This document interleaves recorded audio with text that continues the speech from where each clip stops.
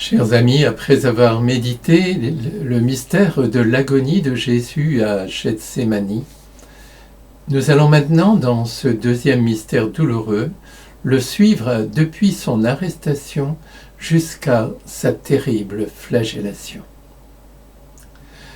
Nous le ferons vraiment avec un grand sentiment de componction, car c'est à cause de nos péchés que Jésus va subir toutes ces souffrances. Mais en même temps, nous le ferons avec une gratitude extrême, car c'est pour nous sauver que Jésus va souffrir dans son amour fou pour les hommes. Tournons-nous d'abord vers notre Père. Saint Paul a écrit: Si Dieu est pour nous, qui sera contre nous? Il n'a pas épargné son propre Fils, mais il l'a livré pour nous tous. Comment pourrait-il avec lui ne pas nous donner tout? Romains 8, 31, 32. Dieu notre Père, nous sommes bouleversés par ton immense amour pour nous. Ce que tu avais demandé à Abraham, sacrifier son fils pour te prouver son amour, et dont tu l'avais finalement dispensé, confère Genèse 22, toi, Père, tu l'as fait pour nous. Tu n'as pas épargné ton propre Fils, ton unique, ton bien-aimé, Matthieu 17, 5, et tu l'as livré pour nous tous, pour nous sauver.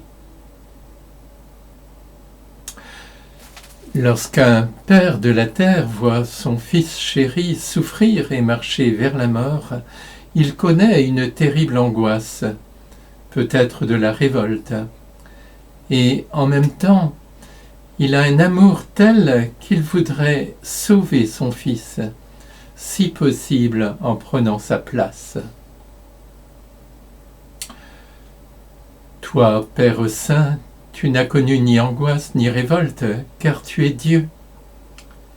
Mais ton cœur était rempli d'amour pour Jésus, qui acceptait de se livrer par amour, et rempli d'amour pour nous, que tu désirais réconcilier ainsi avec toi. Jésus s'est identifié au Fils prodigue de la parabole de Luc 15, et il va descendre au plus profond de notre misère pour y chercher tous les prodigues perdus que nous étions. Ton amour l'accompagne, Père, et au seuil de ta maison, tu guettes son retour victorieux. Alors tu prendras ton Fils dans tes bras, tu lui redonneras la gloire qu'il avait auprès de toi avant que le monde fût, Jean 17, 5, et feras ainsi de lui le premier-né d'une multitude de frères, Romains 8, 29.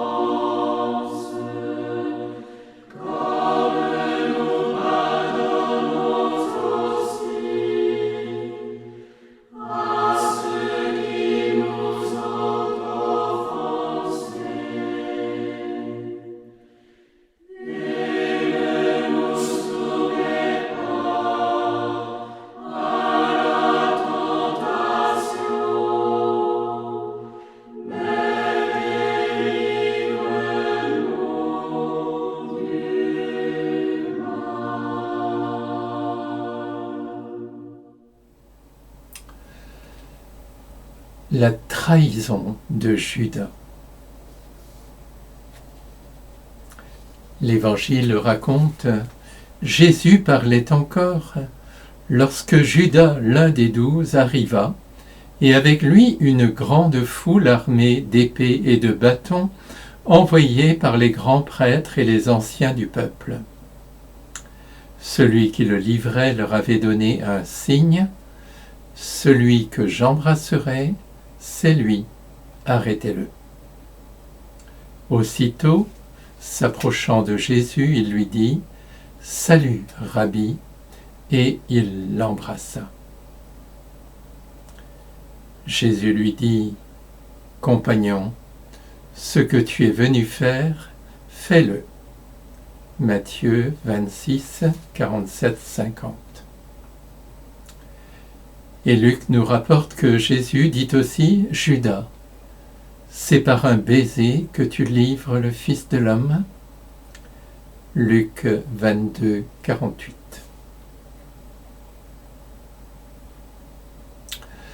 Seigneur Jésus, alors que, déjà vainqueur, tu t'avances librement, royalement vers ta passion, arrive Judas, l'un des 12.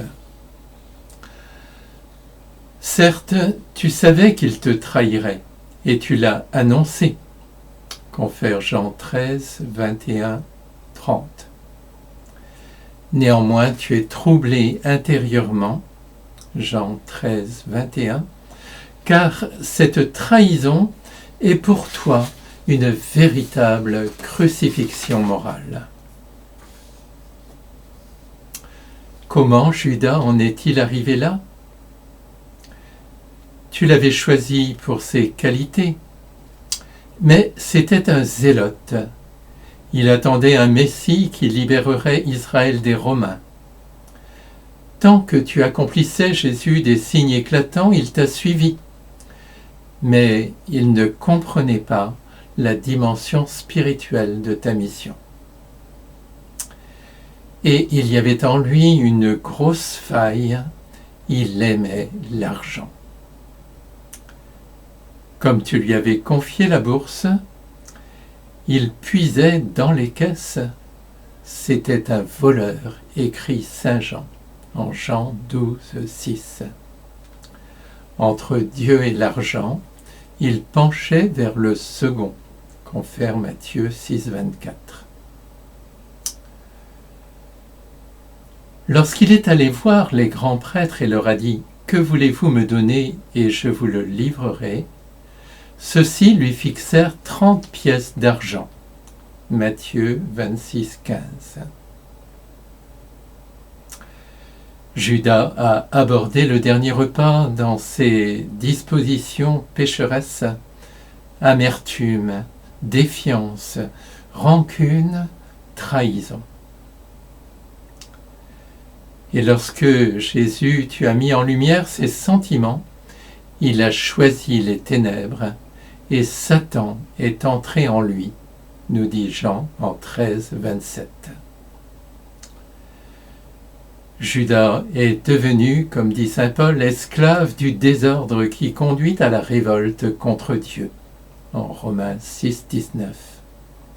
Il est devenu esclave de Satan, et celui-ci, qui est le père du mensonge, Jean 8, 44, lui a suggéré de dissimuler sa perfidie en te trahissant, Jésus, par un baiser. Toi, Seigneur Jésus, tu n'es pas dupe de sa perfidie et tu souffres profondément pour Judas. Confère Psaume 54, 13, 14. Dans ta miséricorde, tu ne l'accuses pas, tu ne le condamnes pas. Tu ne l'apostrophes pas en le qualifiant de traître, tu l'appelles compagnon. Non pas ami, car Judas n'a pas su accéder à cette relation avec toi comme les autres apôtres, confère Jean 15, 15. Cependant, tu lui rappelles par ce mot compagnon la dignité de son élection Il était l'un des 12 et avait vocation à devenir l'une des colonnes de l'Église. Dans ta miséricorde, Jésus, tu lui montres sa faute. Judas, c'est par un baiser que tu livres le Fils de l'homme? Bien loin de le condamner, tu l'invites en lui posant une question à la conversion et au repentir. Et sans doute dans ton cœur tu pries déjà, Père, pardonne-lui, il ne sait pas ce qu'il fait.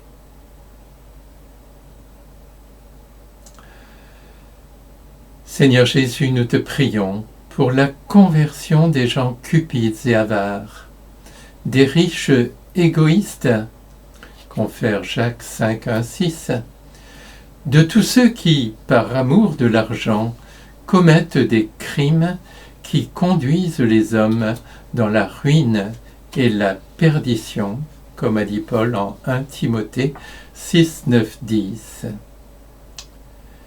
Nous te prions aussi pour la conversion de tous ceux qui, comme Judas, t'ont trahi, Jésus, et ont trahi ton Église. Qu'ils reviennent à la communion avec leur Sauveur et avec son Église. Nous te prions encore pour tous ceux qui souffrent d'une trahison. Les parents trahis par leurs enfants, les enfants trahis par leurs parents, les conjoints trahis par leurs conjoints,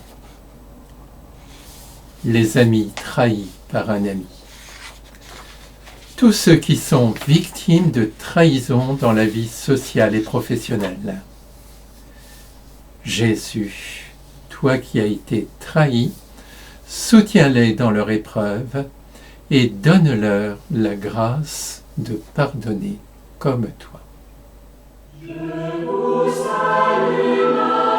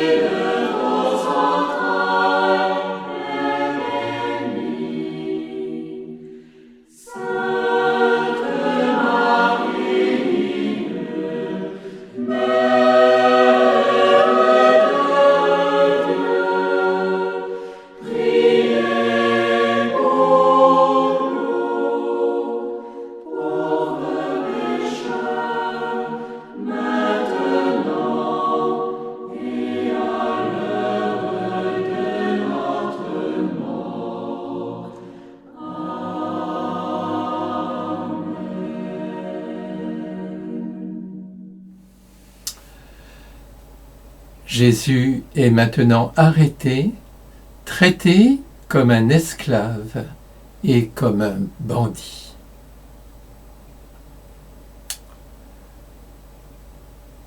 Quand Judas Iscariote s'est rendu chez les grands prêtres et leur a dit « Que voulez-vous me donner si je vous le livre ?»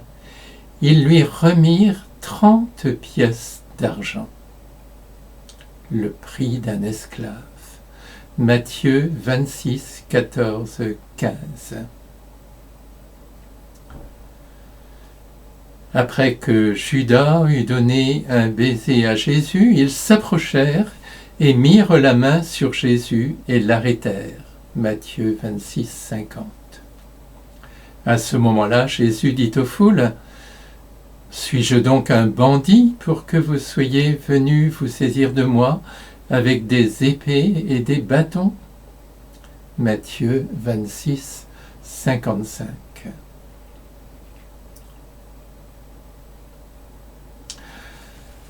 Au moment de la Pâque juive, les Hébreux étaient esclaves en Égypte et Dieu a envoyé Moïse pour les libérer. Seigneur Jésus, Fils de Dieu, en t'incarnant, déjà tu as pris la condition d'esclave, Philippiens 2,7, car l'humanité tout entière était esclave du péché. À présent, tu vas même jusqu'à épouser la condition des esclaves de l'Antiquité, car la somme remise par les grands prêtres à Juda équivaut au prix d'un esclave. Confère Exode 21, 32.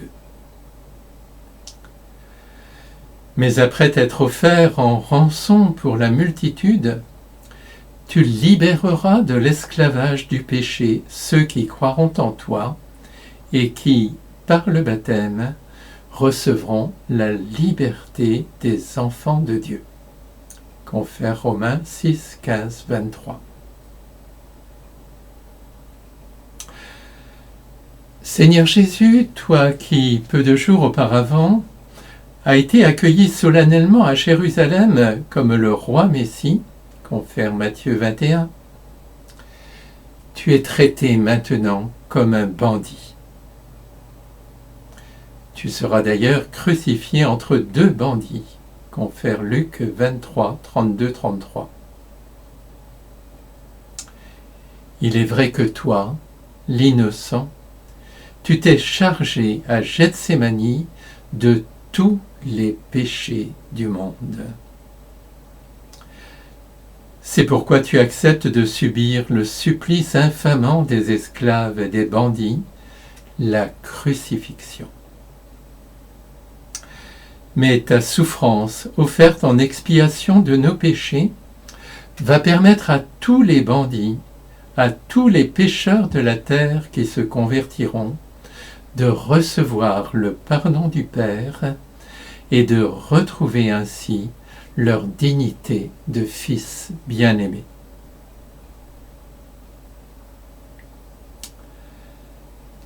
Seigneur Jésus, nous te prions pour tous ceux qui, innocents, sont arrêtés et traités comme des bandits, notamment pour les chrétiens persécutés dans certains pays du monde.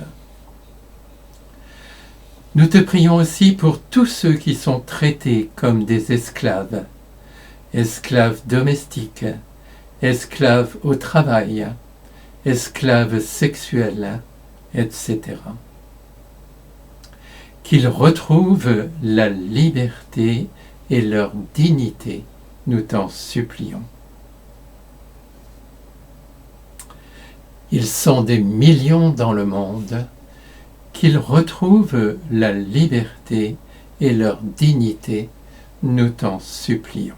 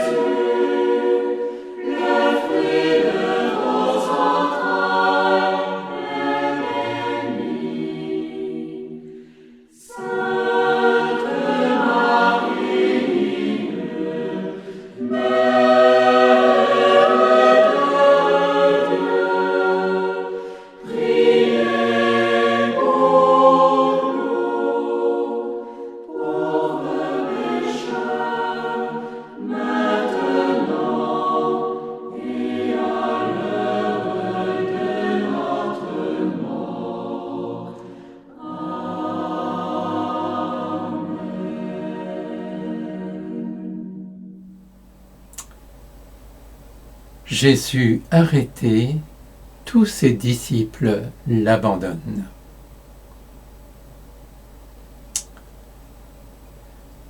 L'un de ceux qui étaient avec Jésus, portant la main à son épée, la tira, frappa le serviteur du grand prêtre et lui trancha l'oreille.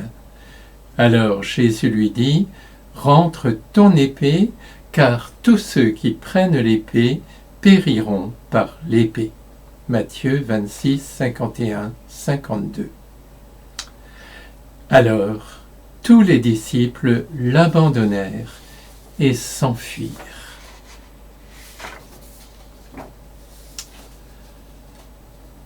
Seigneur Jésus, au moment où les gardes mettent la main sur toi, Pierre, toujours fougueux, fait preuve d'un certain courage. Il est prêt à se battre et à mourir pour toi. Confère Matthieu 26, 35. Mais toi, Jésus, tu l'arrêtes. C'est ton heure et tu as choisi librement de donner ta vie pour nous sauver, accomplissant ainsi les Écritures selon lesquelles il faut qu'il en soit ainsi. Matthieu 26, 54. Pierre, qui n'a pas voulu entendre l'annonce de la Passion, confère Matthieu 16, 21, 23, et qui rêve toujours d'un Messie triomphant qui libérerait Israël des Romains, est complètement désorienté, et les disciples le sont également. Ils sont confrontés au scandale d'un Messie, serviteur souffrant, qui va triompher du péché et de la mort par son seul amour, en livrant sa vie pour nous sur la croix. Alors, cédant à la tentation, tous les disciples l'abandonnèrent et s'enfuirent. C'était toi, Jésus, le bon berger, qui les rassemblait. Toi, arrêté, ils sont perdus, et c'est le sauve-qui-peut. Cependant, bon berger, tu veilles toujours sur eux. Tu savais ce qui allait se passer. Confère Matthieu 26, 30, 31. Et tu as prié le Père de les protéger. Confère Jean 17, 12. En outre, déjà dans ton cœur tu pries, Père, pardonne-leur, ils ne savent pas ce qu'ils font. Luc 23, 34.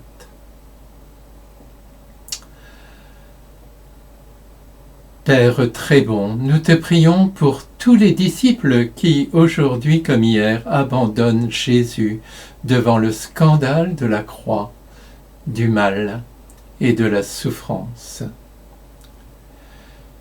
Nous te confions aussi toutes les personnes qui vivent la terrible épreuve de l'abandon. Les enfants abandonnés par leur maman ou par leur papa. Les époux abandonnés par leur conjoint, les personnes âgées délaissées, les pauvres abandonnés par la société, etc. Qu'ils sentent ta présence à leur côté, toi qui jamais ne les abandonneras, comme tu l'as promis. Confère Isaïe 49, 15. Je vous salue Marie, pleine de grâce. Le Seigneur est avec vous. Vous êtes bénie entre toutes les femmes.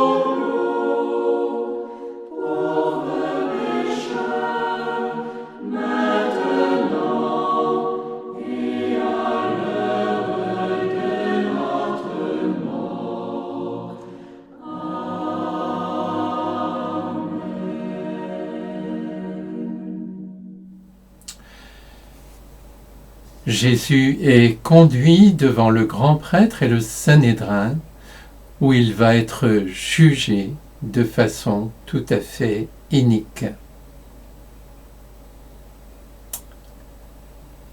Ceux qui avaient arrêté Jésus l'amenèrent devant Caïphe le grand prêtre, chez qui s'étaient réunis les scribes et les anciens.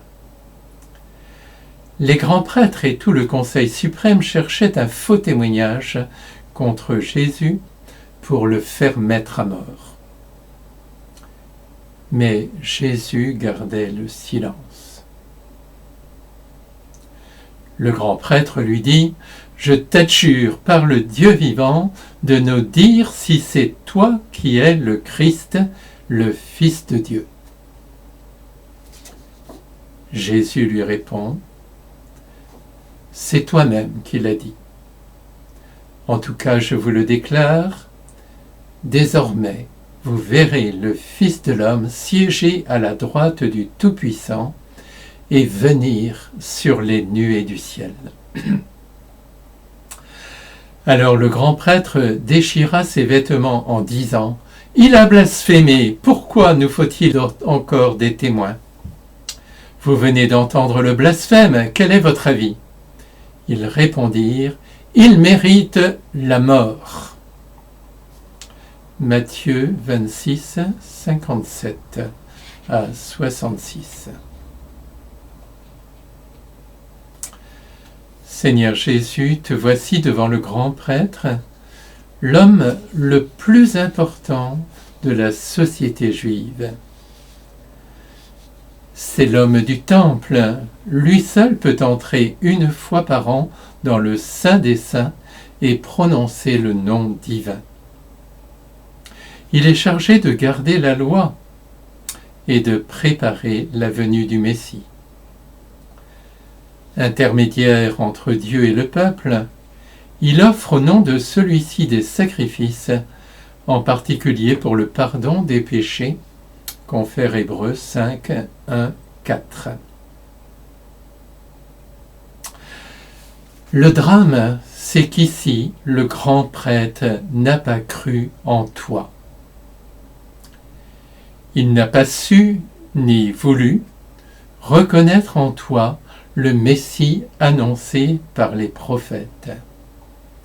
Au contraire même, il te considère comme un imposteur et a donc décidé que tu devais mourir. Confère Jean 11, 45, 54. Dans son orgueil et son aveuglement, le grand prêtre est ainsi devenu un suppôt de Satan. Celui-ci est menteur et meurtrier dès l'origine, confère Jean 8, 44. Or, les grands prêtres et tout le Conseil suprême cherchaient un faux témoignage contre Jésus pour le faire mettre à mort. Mensonge et meurtre. Ce procès de Jésus est, dirions-nous aujourd'hui, une parodie stalinienne dont le résultat est décidé d'avance. Seigneur Jésus, quand le grand prêtre te demande « Je t'adjure par le Dieu vivant de nous dire si c'est toi qui es le Christ, le Fils de Dieu », tu reconnais que oui, c'est toi-même qui l'as dit. Mais tu précises que tu n'es pas un Messie temporel. Tu es venu révéler le Père et réconcilier les hommes avec lui. En tout cas, je vous le déclare, désormais vous verrez le Fils de l'homme siéger à la droite du Tout-Puissant et venir sur les nuées du ciel. Alors, aveuglés par leur manque de foi, le grand prêtre d'abord t'accuse de blasphème et le Conseil à sa suite te condamne à mort. Grande est ta souffrance, Seigneur Jésus, car en te condamnant, c'est ton Père qu'il rejette. Comme ils n'ont pas voulu reconnaître les œuvres que tu as faites au nom du Père, leur péché est sans excuse, as-tu affirmé, en Jean 15, 23, 25. Ils agissaient ainsi à la fois par ignorance, Luc 23, 34, Actes 3, 17, 18, et par l'endurcissement de leur cœur, Marc 3, 5, Romains 11, 25, et encore par l'incrédulité. Romains 11, 20. En agissant ainsi, le grand prêtre s'est disqualifié aux yeux de Dieu. Désormais, c'est toi, Jésus, l'unique grand prêtre de la religion nouvelle. Tu vas offrir une fois pour toutes le sacrifice qui va nous réconcilier avec Dieu et devenir ainsi le grand prêtre de l'alliance nouvelle et éternelle en ton sang. Ton sang, tu vas le verser aussi pour ceux qui te condamnent à mort. Déjà dans ton cœur tu pries, Père, pardonne-leur, ils ne savent pas ce qu'ils font. Luc 23, 34. S'ils se convertissent, comme ont su le faire Nicodème et Joseph d'Arimathie, le Père leur pardonnera. Père juste, nous te prions pour les Juifs, nos frères aînés dans la foi en toi, qui ont été accusés injustement de déicide et sont victimes d'antisémitisme depuis des siècles. Qu'ils reconnaissent Jésus comme leur Messie et le Fils de Dieu, afin qu'il n'y ait plus qu'un seul peuple de Dieu. Nous te prions aussi pour les chrétiens persécutés par des fanatiques religieux, se réclamant de l'islam ou de l'hindouisme, qui les massacrent au nom de Dieu. Unis à Jésus, condamnés injustement, qu'ils reçoivent de l'Esprit Saint la force des martyrs.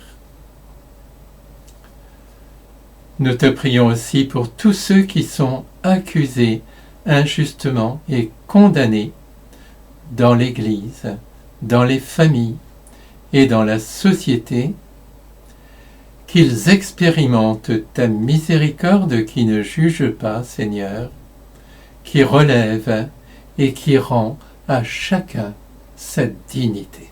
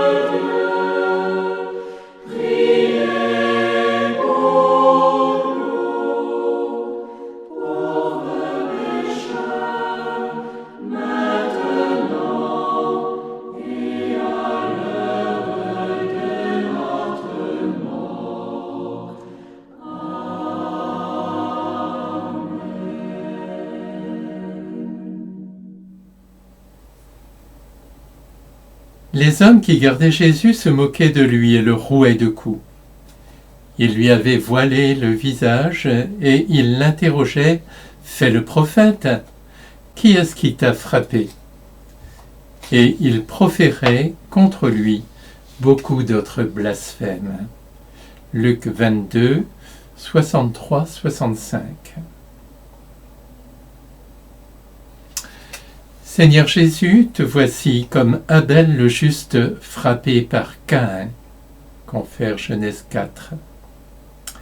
Ainsi, tu t'identifies à tous les innocents qui ont été humiliés, maltraités depuis les origines de l'humanité ou qui le sont aujourd'hui, et tu viens donner sens à toutes ces injustices.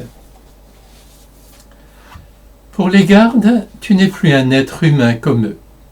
Tu es un condamné, un malfaiteur, un blasphémateur, un objet entre leurs mains. L'homme, à la différence de l'animal, a cette redoutable capacité de vilipender autrui pour bloquer en lui-même les sentiments humains, notamment la compassion, et transformer l'autre en objet sur lequel il peut alors défouler son agressivité et toute sa méchanceté.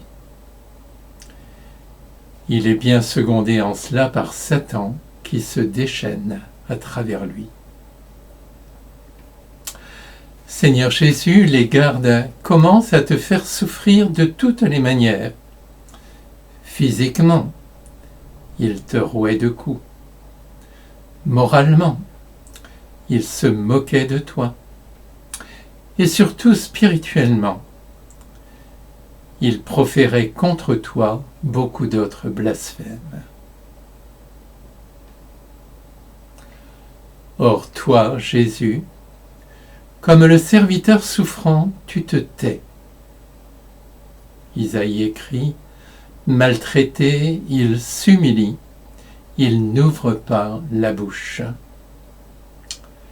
Comme un agneau conduit à l'abattoir, comme une brebis muette devant les tondeurs, il n'ouvre pas la bouche. Isaïe 53, 7.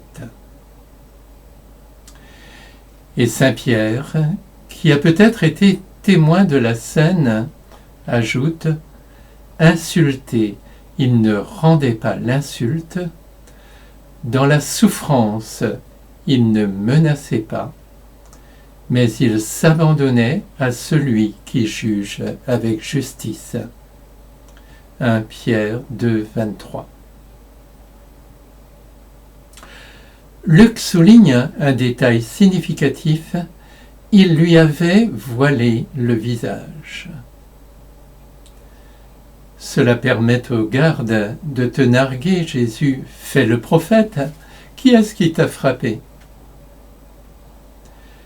Mais ce détail révèle que toi, Jésus, qui es Dieu, le Saint, l'innocent, tu ne peux pas voir le mal. Celui-ci te restera toujours extérieur et face au mal, tu ne peux réagir que par un suramour qui prend la forme du pardon, offert en vue de la réconciliation avec le Père.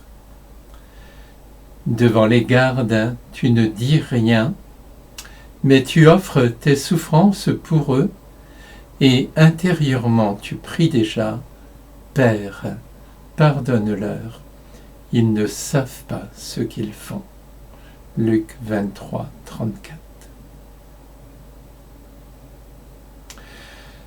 Père des pauvres, nous te prions pour tous ceux qui sont victimes de mauvais traitements, dans les familles, enfants et femmes battus, dans la société, souffre-douleur harcelés à l'école ou au travail, handicapés et personnes âgées maltraitées, et dans le monde, tous ceux que les pays riches laissent mourir de faim ou s'entretuer dans des guerres absurdes et interminables. En eux, c'est toi, Jésus, qui continues ta passion aujourd'hui, console-les et inspire aux responsables d'œuvrer pour la justice et pour la paix partout dans les familles, dans la société et dans le monde.